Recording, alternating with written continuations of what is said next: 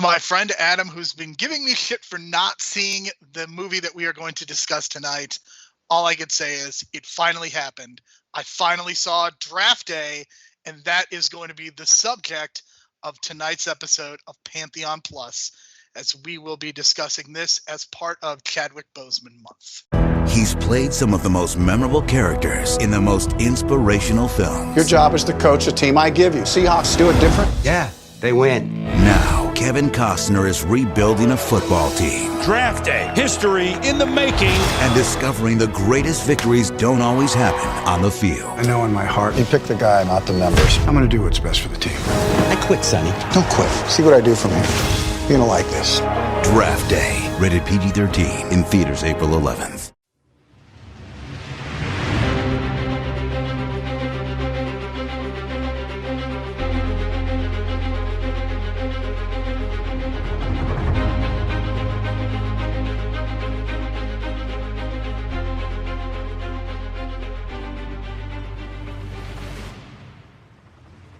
This is Pantheon Plus, a podcast where we go beyond tights and flights to explore other genres and movies from the past.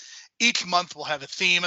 This month we are exploring 4 films from the career of Chadwick Boseman, beginning tonight with Draft Day. Tonight, of course, we are discussing Draft Day.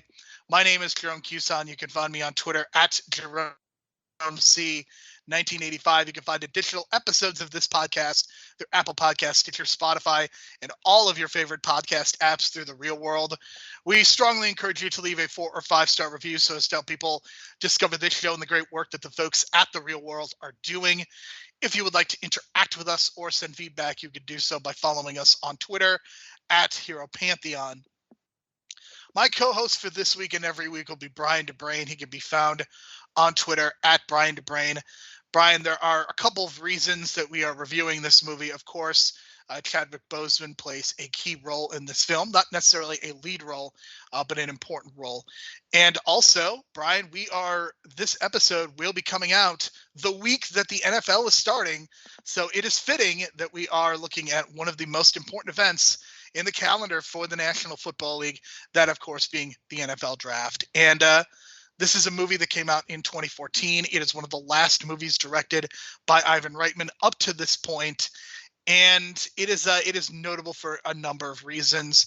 You've got Kevin Costner in a sports movie, something that he has done a number of times, perhaps most famously in Field of Dreams, a movie that has been discussed a lot recently because of the recent Field of Dreams game that took place in Dyersville, Iowa. And, of course, you also have Chadwick Boseman, but you also have real NFL personalities like Chris Berman, Rich Eisen, who are in this movie. And you also have a cavalcade of interesting stars that are from movies. Like, you've got the legendary Ellen Burstyn, Frank Langella, but then you also have such random castings as Sean P. Diddy Combs. You also have Arian Foster, an actual NFL running back, playing the role of Ray Jennings in this movie. And, of course, Brian, you've got Dennis Leary, you've got Jennifer Garner, so much random casting, and Tom Welling, Brian, including we got a scene with Tom Welling, who played Superman on Smallville, and Kevin Costner, who played Jonathan Kent in Man of Steel. Not to mention Kevin Dunn, not the WWE producer, who's a bit player in every comedy and drama for like the last 30 years. And then you got W. Earl Brown, who is most famous for Deadwood, just having a minor role and being good at that. So it's just so many random castings. You even got Terry Crews in here as the dad of Ray Jennings, played by Arian Foster. Just craziness. But I think the whole point of it all is because I looked it up, and the writer of this movie is a playwright. Like, he's a playwright at heart, basically. So it makes sense that he would write a movie like this in such a way that it's almost like a play.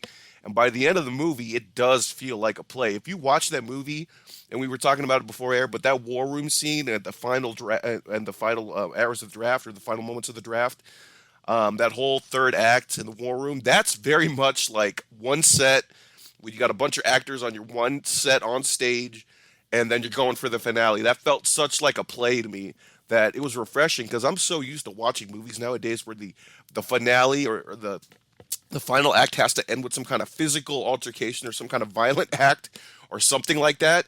And in this case, it just ends with discussion and basically trades, and that's how the movie ends. And it's pretty interesting because like I didn't know how this movie was going to end because I'm so used to seeing like a comic book movie or an action movie just have this big finale at the end with some kind of resolution and some kind of violent stand or something like that. I guess I haven't watched a drama movie in a while because this was so refreshing to watch. Where I'm watching this and like, God, there's nothing really action packed going on, but just a lot of talking and a lot of interesting characters.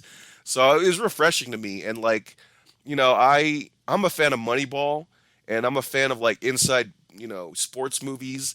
Fan of Kevin Costner in a sports movie, so this kind of like fit, checked all those marks.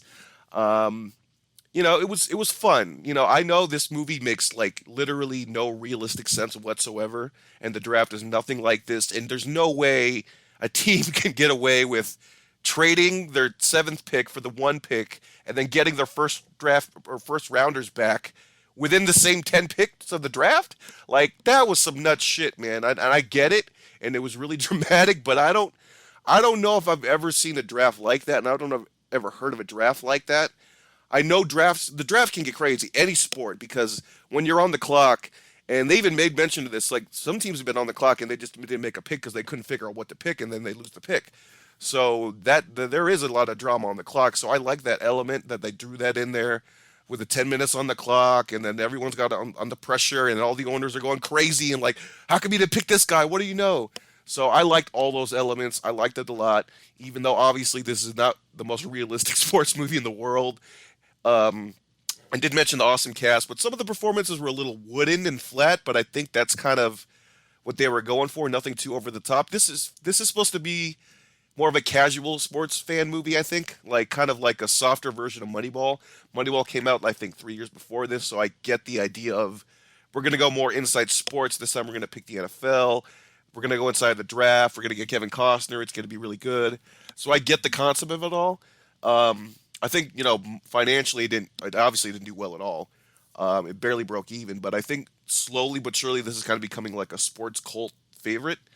I mean, it's only been, 7 years, so it's still got time, but I feel like this could kind of catch on, and I wouldn't be surprised if like an ESPN played this like traditionally on draft day, which I think they did already. I'm not sure, but I know a channel on NFL Draft Day plays this movie beforehand as like a tradition. So I think it might be the Paramount Network that does that, which would make sense.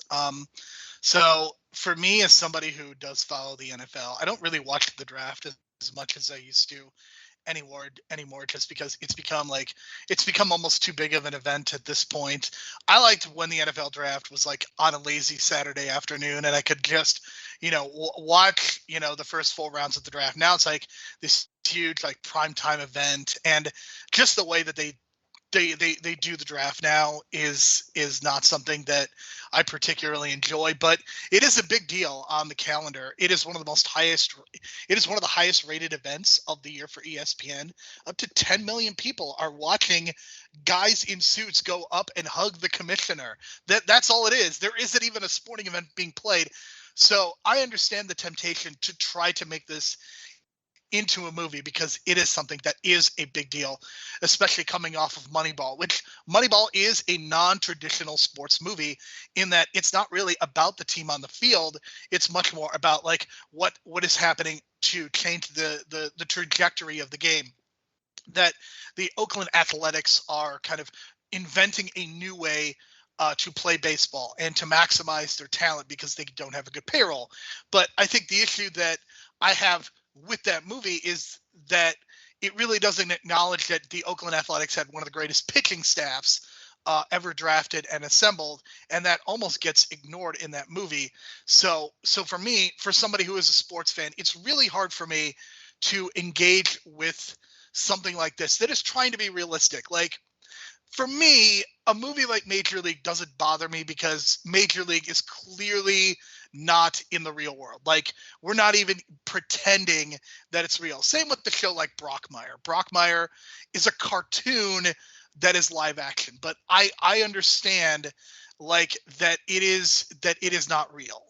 I think the issue with Draft Day is that this is kind of a dumb movie that wants to be smart. And there are certain little things and little tricks that they do to try to make this movie seem smarter than it is. The way that they talk about Bo Callahan and kind of the subtleties that they put as to why he might not be the best quarterback. I mean, they're clearly going for something there, but there are a lot of moments where it is absurd that Sonny Weaver would do some of the things that he's done. Like, there is no way in hell that he could get away with doing what he's doing and not tell the coach and not tell the staff and not tell the coaches. And I mean, the thing is that, look, obviously NFL teams are greatly incompetent, the Cleveland Browns being one of those teams. Brian, just to give you some perspective, the movie Major League, of course, is about the Cleveland Indians. This movie is about the Cleveland Browns. What does it say about the city of Cleveland and the quality of their sports teams that they have had two major sports films made about them and talking about how shitty they are? Look, I get it, but we have to mention the fact that the Browns were sold to Baltimore, right? So it's hard to say because that was a great team that ended up winning the Super Bowl, right? So I know we're kind of going on sports talk here, but it's just kind of like bad luck for Cleveland, basically, you know, the way it ends up, because initially Cleveland was not a shitty football team, right? Like, I grew up in the era of Cleveland being the shitty football team, like, as a joke. But when I was young, I barely knew the history of the whole sale and the fact that he transferred the team to Baltimore and all that stuff, and the fact that Baltimore ended up winning a title 3 years later with that team. So it sucks, man. And they did acknowledge it in the movie, but I felt like they probably should have acknowledged that more, right? Because there's more to that history than we know. I know they had the 30 for 30 on it and whatever, but they probably should have touched on that more, because it seemed like there was like some kind of, like, they wanted to touch up on it more, but they just went over that and kind of created this fresh new brand new history for Cleveland post that. But yeah, it's kind of odd. And I know that, well, is it a curse for the Cleveland Indians because of their name? You know what I mean? Like, I've always had that, not conspiracy theory, but, you know, like karma kind of theory. And we'll see if it changes now, because they're finally changing their name to the Guardians, right? So, you know, Cleveland sports has had its history. They won the title with LeBron James, and I'm not a LeBron James fan, and then he just abandoned them. But I don't know. I feel bad for Cleveland sports, but for the record, technically, the Cleveland Browns were not always shit. And in theory, if you want, you could have said that they probably would have won the 2001 Super Bowl if they not became the Ravens. So, well, I mean, if you look at the history, the Cleveland Browns were a very good team in the late 1980s, and part of the tragedy of that team was the fact that they lost to the Denver Broncos in back-to-back AFC Championship games. And like, the thing about Cleveland is they're always victimized by certain things.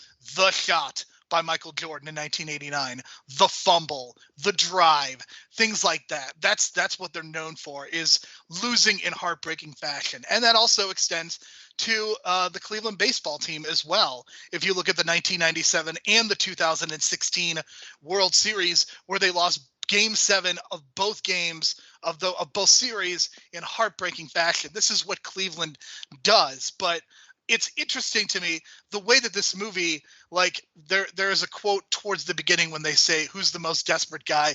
and they immediately cut to Kevin Costner in what was, I think, a pretty funny moment.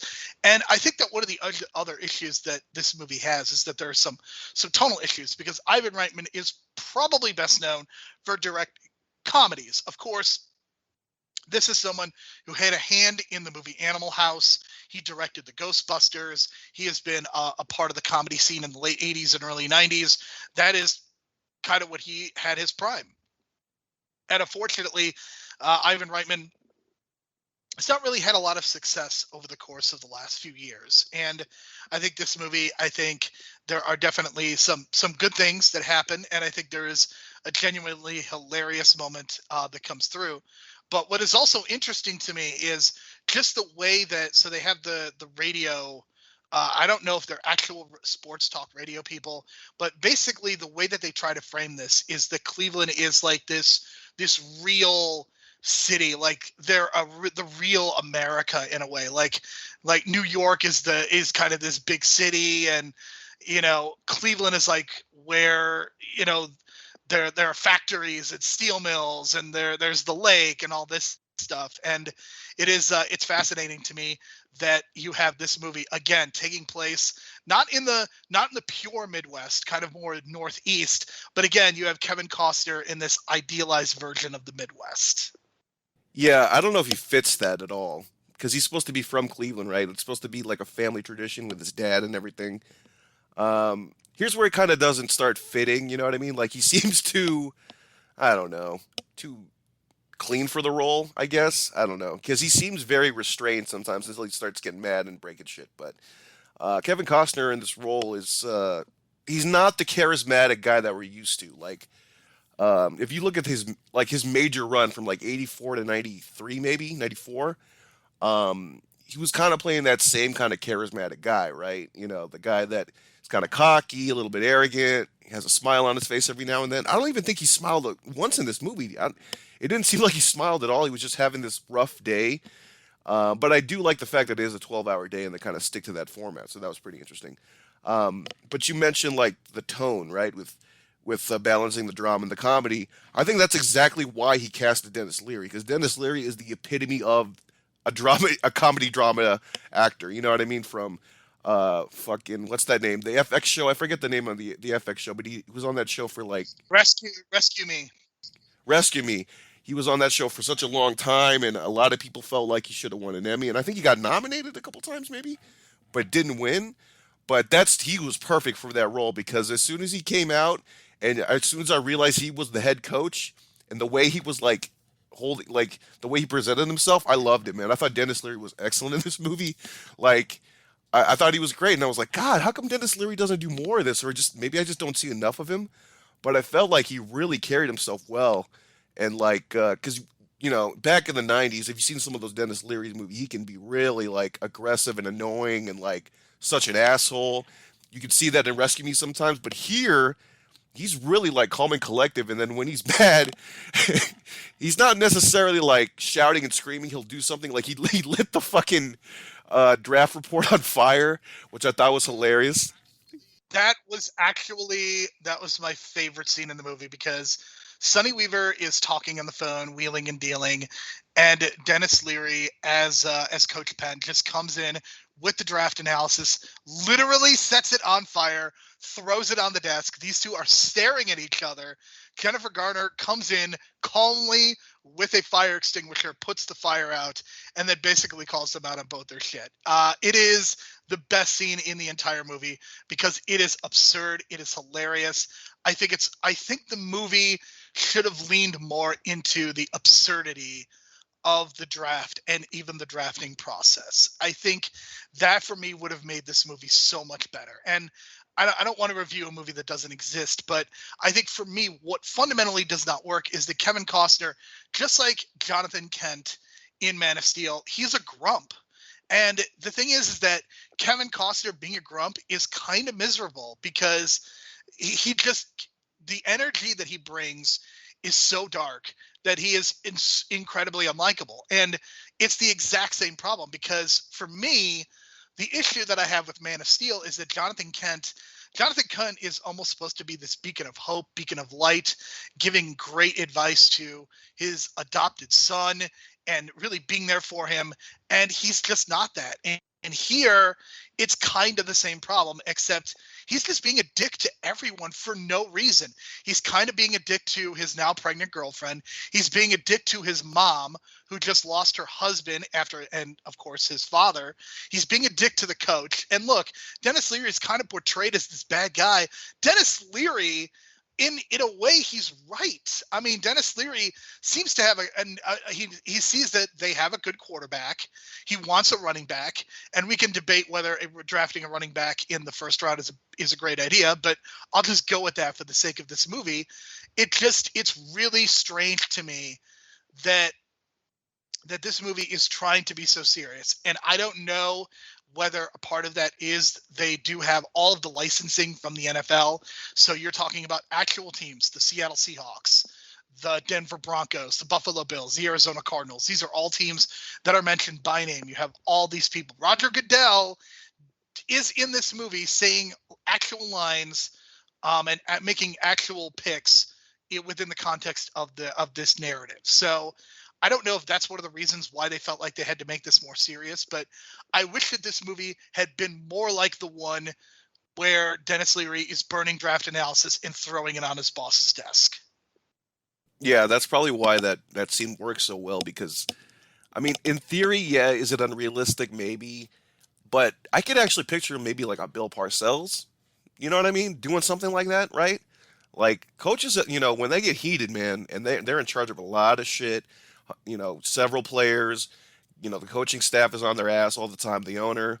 So I get it, man. That's why I like that Dennis Leary role a lot. Like, I don't know, something about that makes me want to watch more Dennis Leary in sports roles and like more leadership roles like this. I thought it was great, man. So, and technically, I think he's right, because, I mean, the fact that Kevin Costner wants to draft this number one QB Heisman winner, and they don't even have a scouting report on him. Like, what's going on? Like, I felt like at least consider like him and have a scouting report. I'm not get a scouting report the day of just because you got the number one pick. I felt like that was a little unrealistic thing too, because I think as an NFL team, you don't just set your sights on the one player. You have backups and you study other players in case you don't get that pick at number 7 or whatever.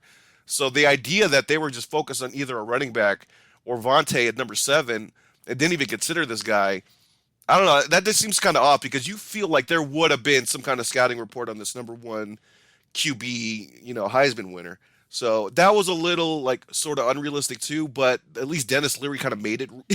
I felt Dennis Leary was the one making it realistic. You know what I mean? Because his demeanor and the way he was talking, and then in the war room, he was about to quit, and I was like, okay, this seems much more realistic now, because you got this coach clashing with the GM. I thought that was great.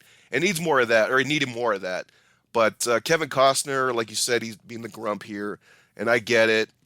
He's supposed to be like, I guess he's supposed to be stoic and kind of holding things back and doesn't want to, show his emotions on his sleeve, because he's got to be this leader, you know what I mean, with all these decisions. But, but then you got Frank Langella. He's coming in as Anthony Molina, the owner of the Browns, and like he's got this personality to him, and he's a lot less serious than Kevin Costner. So again, I don't know if they just put the wrong tone or spin on Sonny Weaver, but I definitely see your complaints, because like there was times where it just doesn't seem like you want to root for the guy, especially when he breaks the intern's laptop.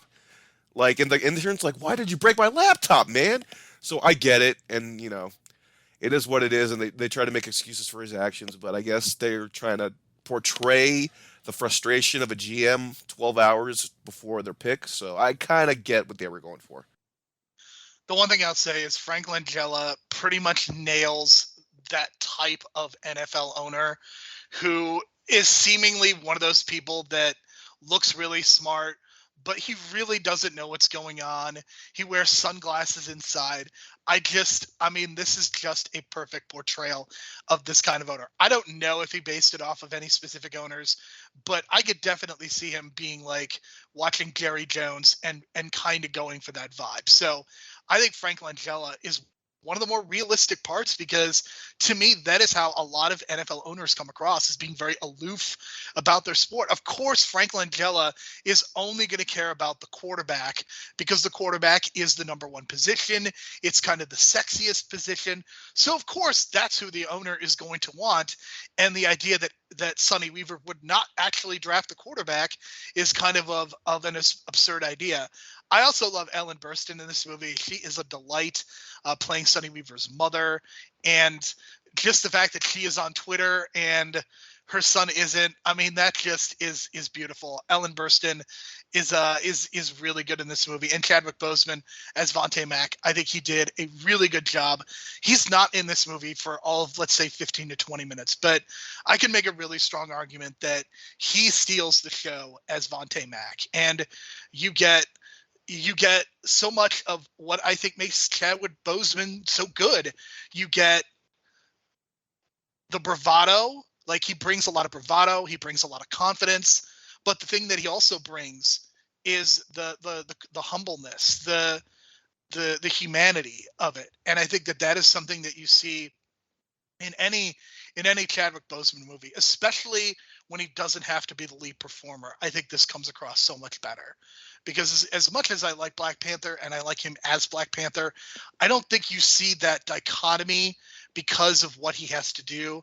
But I think in this movie, you see him like he is the one that he's shouting back at Sonny Weaver, like, and he is being very forceful in the fact that he wants to be the number one pick.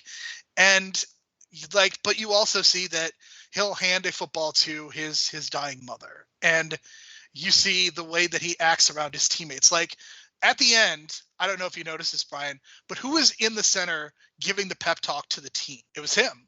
For a rookie to do that, I mean, that they're clearly going for kind of a pseudo, maybe Ray Lewis minus the murder a vibe going on. And something else that I very, very much appreciated is Chadwick Boseman is a really great linebacker from Ohio State University. And that's pretty accurate. Ohio State does have a history of producing very good defensive players at the linebacker and defensive end position. So they did a good job nailing that, at least. But yeah, I mean, that's kind of my thoughts on Ellen Burstyn and Chadwick Boseman. I mean, I couldn't help but think of Cuba Gooding Jr. and Jerry Maguire, like that kind of vibe. But he definitely made it his own. You know what I mean? Like sitting in the car, he didn't go show me the money, but he basically told, Kevin Costner, like, I want to be on your team. You draft me. You can trust me. Watch the videos. You want to draft this quarterback, and like I sacked that quarterback that you want to draft 4 times in a single game. And he did, man. And the stats were pretty impressive. If according to the movie, he had 11 sacks all year. This quarterback, he got sacked 11 times all year, but 4 of them were from Vontae Mack in a single game. So I was like, yeah, dude, there is something up here. So I get why he initially wanted Vontae Mack from the start, and then all this bullshit happened, and the trade for the number 1 pick, and the pressure to get that number 1 QB. So I get it, man. And then him as Vontae Mack was just a delight because you can see him being like the father figure. You can see him being like a concerned like player in that kind of sense, and like where am I going to land in the draft and not knowing where. And then when he gets drafted, man, and he can't stop smiling and like laughing, like that was a genuine moment that I was like smiling and like, oh wow, he got it down so well, like that feeling of being drafted to the NFL. That's one of those great moments. At least I think that's why it's kind of a draw on TV, is to see those happy moments for those NFL players getting drafted. So I love that moment, and he nailed it well. Yeah, I want a Vontae Mack jersey, man, but I guess it's impossible to get because the Cleveland Browns custom jersey website does not allow the last name Mack and the number 50 together. But I guess you're saying it's 51, so I have to try that now. He went 50 to 51 when he goes to the pros, so I'm gonna try, man, because I found one Vontae Mack bootleg jersey and they put 56, which is completely wrong. So it's gonna be a hunt, man, because that's a cool jersey to own. And I'm not one to own like sports jerseys as much nowadays, but I do have like a movie sports jersey. I have a bootleg Space Jam Bill Murray jersey, so I think this is kind of like on the level of that because I definitely want to add that to my collection. So the actual machinations of how this day works is, so originally, I guess the New York Jets were supposed to be the team making the number 1 pick. But I guess that was that maybe hit a little too close to home. So instead you have the Seattle Seahawks, which what makes that so funny is that the Seattle Seahawks have been a really good NFL team for a number of years. I believe they had just won the Super Bowl either 1 or 2 years before this. So the idea that they would be drafting number 1 is kind of hilarious. But basically he trades 3 first-round picks to get the number 1 pick. And this is kind of something that happened between the Washington professional football team and the Rams when they traded their picks. So it's not totally unrealistic that would happen. But then the idea that they are discovering all of these things about Bo Callahan on the last day, the fact that none of his teammates went to his 21st birthday, the fact that he threw a game-winning touchdown against Vontae Mack's team only because Vontae Mack had been ejected from the game.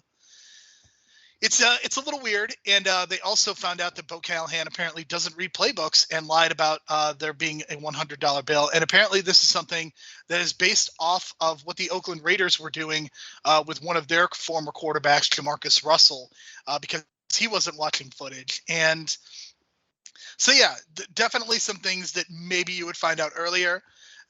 And as you go through the drafting process, the thing is that these teams are talking to these players constantly and inappropriately in many cases. But I mean, there's a lot of knowns when it comes to the NFL draft. But ultimately, when it comes to the actual drafting process, you really don't know whether a draft is good or not for 3 to 4 years. And yes, the first round is important. And the fact that you would get a high-level linebacker and a high-level running back in the first round probably is going to make a positive difference. But at the end of the day, you are not going to know until 3 or 4 years later. And the other thing is that, like, the other picks in the draft, when you're getting into the second round, the third round, the fourth round, a lot of those picks matter. And that's something that, again, this movie is kind of trying to simplify. But the reality is that, you know, Sonny Weaver might make his best decision. He might get his best player in the fourth round. Like, he might draft like a random wide receiver in the fourth round, and that wide receiver goes on to have the best career of anyone. I mean, for God's sakes, Tom Brady, who regardless of what you think of him, probably the greatest NFL player of all time, he was drafted 199th. That means 198 people in 1999 were drafted against the person who is probably going to be regarded as one of the greatest NFL players of all time. So I think when we talk about this movie and some of the issues, again, that is a huge part of it, is that they're not really encompassing the entire draft process. They're just talking about kind of the first round. And again, if this movie is leaning into the absurdity more, maybe I don't have an issue with that. But I think the fundamental issue is that they're trying to have it both ways. They're trying to have some funny moments, but they're also like trying to have some melodrama. And I think that that's where this ultimately doesn't work. Yeah, the ending kind of leaves you wanting more. Like, you obviously want to know what happens in the future upcoming seasons and how these draft picks plan, or, you know, how they pan out or whatever. But unfortunately, I guess that's not in the plans because we don't actually know, or we know now, but like the Cleveland history is not one to like jinx and say that they had a successful run and won a Super Bowl or something like that, because that would be too unrealistic maybe. But it did feel like, man, I wish at least we followed up with these characters because we really want to know how these draft picks panned out. So yeah, it's that last scene was kind of like deflating a little bit because, like, man, I really want to know if these characters are going to be a success or whatever. So that kind of left the feeling kind of empty when you leave the movie. But that's only because, again, it's a draft, so you're only going to know, you know, the beginning of the draft, and that's it. You know, their futures are going to be their own destinies, I guess. But I wish they went into that more because, see, at this point, I was thinking, like, if they would have gone in more detail about their future and how their championship run ended up, I think you should have just used fake teams like Any Given Sunday, because then you can do more with that and get more detailed and not do all these things where it's like, oh, Browns would never win a Super Bowl in 2015 or whatever. So to avoid that, I think maybe they should have used fake teams, but I do understand they want the extreme realism and all the licensing that goes with it and whatnot. But because of that, you limit yourself on the ending, because after the draft, that's it. It's just the draft. There's no game to be played. You don't see the actual games being played with the Browns and Vontae Mack and all that. So it does leave you wanting more. So that's kind of unfortunate. But I think that's just a byproduct of kind of limiting yourself on the concept of what you're going with, like this whole draft day concept. It's going to end right after the draft, and you don't really see what happens afterwards. So that kind of limits things, which gave me the idea, and you talked about it also before we started recording, that they probably could do a show like of this and like maybe like bring back some of the characters. I mean, if Kevin Costner's willing to do Yellowstone and get paid for that, I don't see why he want to get paid for this either. You know, Paramount Plus, you mentioned Paramount Plus runs this. Paramount Plus is running Yellowstone. They have a good relationship with Kevin Costner, so I can totally see this coming down the line as like a comeback. And they can mention, you know, the previous players from before. You can even have Tom Welling come back as like some kind of, you know, QB coach or something like that with his age and everything. There's a lot of things you can do because I really want to see these characters come back. And hell, you can even bring Sam Elliott back. You can bring a lot of these characters back actually, because a lot of them are still around and still going. So I would love to see Dennis Leary come back. So I'm just throwing that out there because I feel like there was a lot left on the table, and I think that's why this movie's kind of growing on people. It's because despite its unrealistic stuff and all that stuff, there's still a lot of good characters in it that people like. And, you know, we both love that scene with Dennis Leary lighting that shit on fire. So I definitely want to see some follow up. And even though it's been 7 or 8 years later, there's no reason not to just because it's been 8 years. I think sometimes the cult following takes a while, but especially when it comes to like sports movies, it does take a while. You know what I mean? Like Bad News Bears was not really, I don't know, like a cult classic until like what, the late 90s, maybe early 2000s, you think, until they remade the movie. So it takes time for some sports movies to get hot. Definitely. And I think that because this movie is so closely associated with the draft, if it airs on the Paramount Network every year, I mean, undoubtedly people are going to see it. Chadwick Boseman's untimely passing, I think, do this as well, that I think people may see this movie because of that. And I think that, look, this is not a movie that I was necessarily a fan of. I think there are some good performances, especially on the supporting level. And, you know, I think there are a couple of good moments, but I think the other thing that for me doesn't work is Jennifer Garner's character. I mean, she's one of the highest listed people in this movie, and she literally has nothing to do. So she is purported to be the salary cap guru of the Cleveland Browns, and which is fine. I mean, that is something that is a realistic position in the National Football League. And I guess the idea of her being a scout or an assistant general manager, I guess having a woman in that position would have been deemed too unrealistic, even though I think it would have actually made her more involved as opposed to just crunching numbers for the movie. And she literally is she is the girlfriend of Sonny Weaver, and she's pregnant. And it's just like, why bring Jennifer Garner in for this kind of role? Like, it's absurd to me, not to mention the fact that she has zero chemistry with Kevin Costner. That is probably one of the biggest sins of this movie, that you have this romantic couple that you're at least trying to get people somewhat invested in. And I know that there is a significant age difference between the two of them, but there is zero chemistry between the two of them.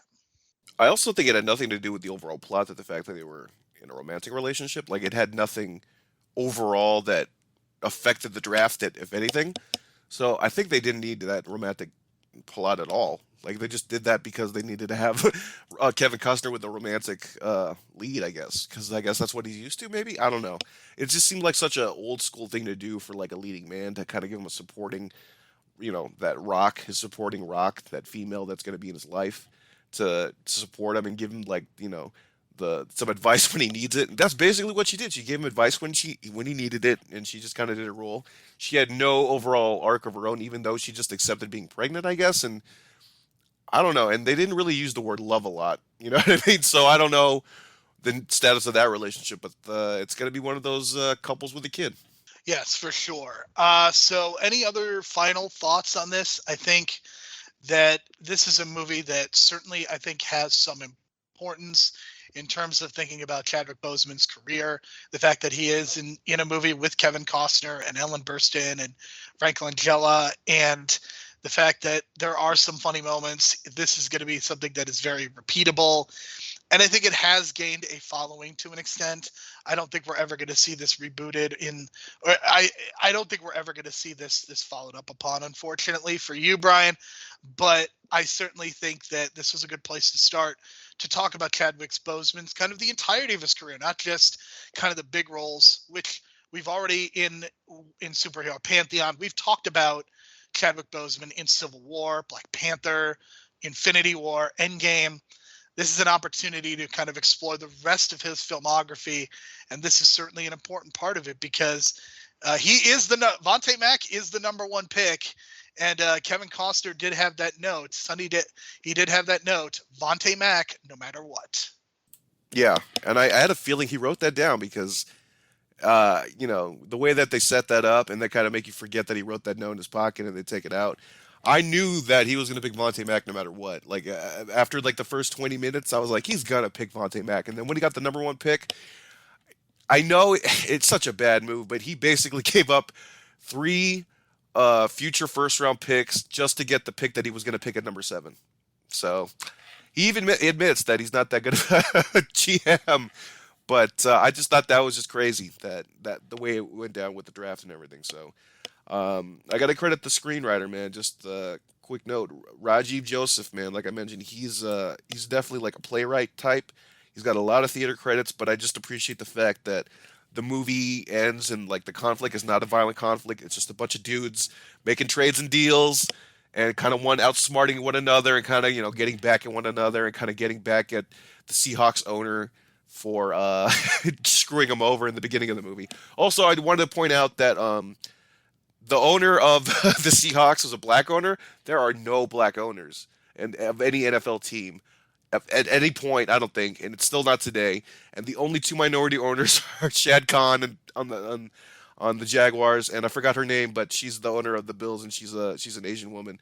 So I thought it was interesting the way they casted this. They casted the owner of the Seahawks, who's supposed to be a white guy, as a black man, and the only minority owner at the time they casted as a white man. So I don't know what they were trying to do. I don't know what they were thinking, but I would have just appreciated more if they would have just kind of stuck closer to the vest, so to speak, about who the actual owners are, because I think that would have been much more realistic. Because I was just like, what? A black owner? Like, what is this? Like, I want this in real life, but this is just too, like, I was kind of in shock, to be honest.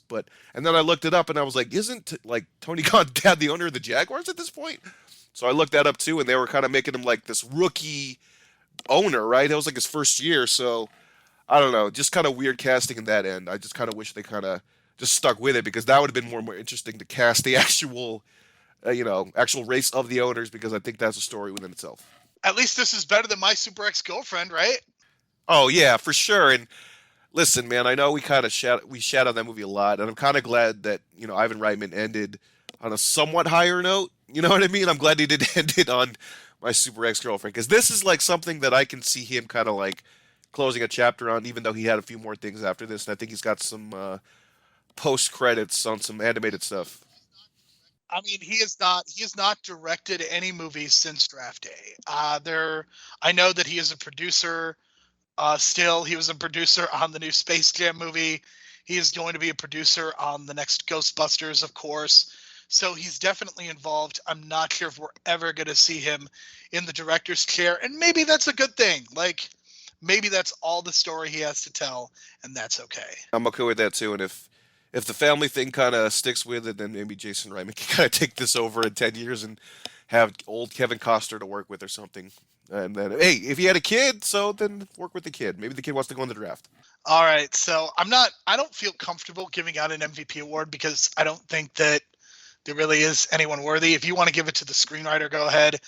My best performance, I'm giving it to both Denis Leary and Chadwick Boseman, because they were definitely the highlights of the movie for me.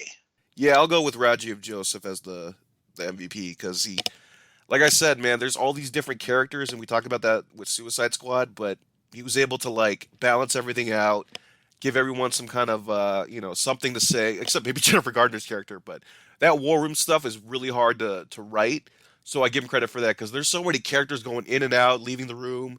Denis Leary leaves the room, but all the talking is going on in the war room, so I give him credit for that, because that's a lot of dialogue to write and kind of separate out. It makes sense. So best performance, yeah, Denis Leary and Chadwick Boseman for me. Kevin Costner, like you said, I like him as the charismatic, cocky baseball sports guy, but in this case, I mean, I get what he was going for, so it's not totally a negative for me on his performance. I did enjoy certain aspects to it, but it's just Kevin Costner in a sports movie, man. How could you not have a smile on your face? You know what I mean? It's just something about him in a sports movie that just makes you smile. I've even seen the one where he threw a perfect game with Vince Scully on the call. I forget what movie that was, but that was John C. Reilly as like his catcher. I think it's For Love of the Game, but even that was not even that good, but I still watched that and was like really hooked on it. So something about Kevin Costner, man, in sports movies, it just works. For Love of the Game, if you just watch the baseball scenes, it's great. If you watch the whole movie with the romantic interludes, the movie's very bad. That's probably why I only remember the perfect game part of that movie. Yeah, I mean, the perfect game part is very good. The problem is that that's not what the entire movie is. Yeah, that's probably why I blocked the other half of that movie out of my head. For good reason. All right, so next week we are going to be talking about Chadwick Boseman in another sports movie. We are going to go back 1 year, and we are going to talk about Chadwick Boseman. This is probably his first major lead role, where he played Jackie Robinson. We are going to be discussing in fitting fashion the movie 42, We're also going to get to talk about Harrison Ford as Branch Rickey, which is very intriguing to me. So that is what we are discussing. There are a number of Chadwick Boseman biopics that we could have discussed. We could have discussed Get Up. We could have discussed Marshall.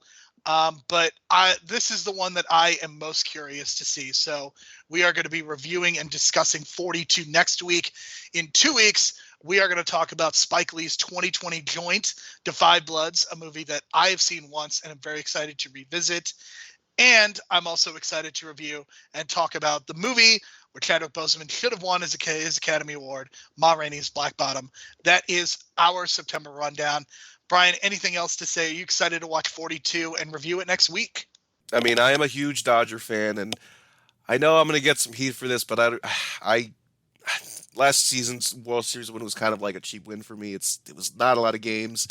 This is the year to win it, man. This is the year, even though we're 5 games behind, I think, at this point in the division. But the NL West has become the toughest division in baseball. No one expected that. Everyone expected the AL East. I know we're getting on the sidetrack here, but everyone thought the AL East was going to be this monster division. It still is, but fucking the NL West became even more of a monster division than that. So, am I worried? Yes. Is it going to be a crazy wild card game? Yes, but I'm a diehard Dodger fan. I want him to win a World Series in a full 162 game season.